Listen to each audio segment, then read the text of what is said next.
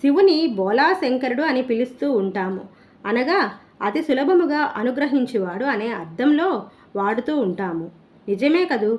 వచ్చిరాని మాటలు మాట్లాడే పసిబిడ్డను చూసి తండ్రి ఎంతగా పులకిస్తాడో, జగత్పతి అయిన పరమేశ్వరుడు కూడా తన బిడ్డల ప్రార్థనను విని పరిగెత్తుకుంటూ వచ్చి ఆదుకుంటాడు, ఆశీర్వదిస్తాడు.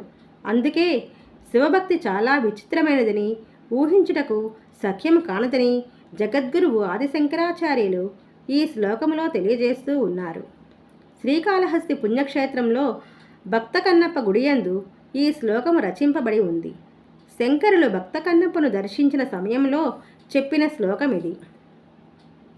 మార్గావర్తిత పాదుకా పశుపతే రంగస్య కూర్ఛాయతే గుండుశాంబూ నిషేచనం పురరిపోర్ధివ్యాభిషేకాయితే కించిద్దక్షిత మాంసశేషకబలం నవ్యోపహారాయతే భక్తికి సకరోత్యాహోవచనాచరో భక్తావతం సాయతే.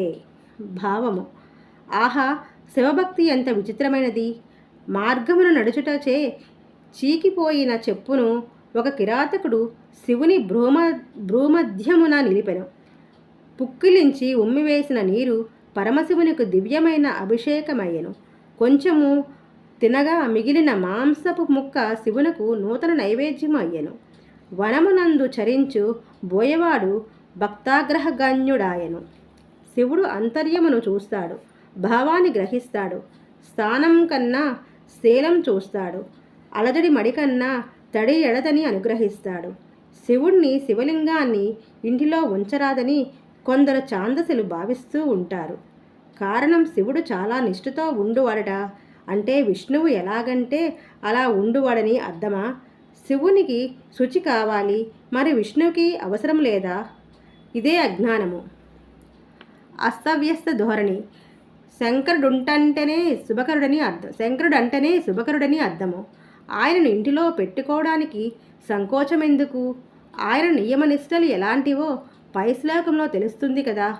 పవిత్రమైన జీవనము శివుని మైమరిపిస్తుంది. స్థానం మన దేహం కోసం, లేకుంటే దుర్గంధమవుతుంది. శివునికి కావలసింది స్వచ్ఛమైన మనస్సు. స్థానం మనోమల త్యాగ అంటుంది శాస్త్రం. మనసులోని మాలిన్యాన్ని తొలగించడమే స్థానం. మాన సంస్నానం విష్ణు చింతనం. నారాయణుని స్మరించుట మానసిక స్నానము. ఇవన్నీ శాస్త్రాలలో ఉన్నా మనకు అవసరం లేదు. కారణం, కష్టమైనవి గనుక. కొంచెం చలిలో ఉదయాన్నే స్నానం చేసి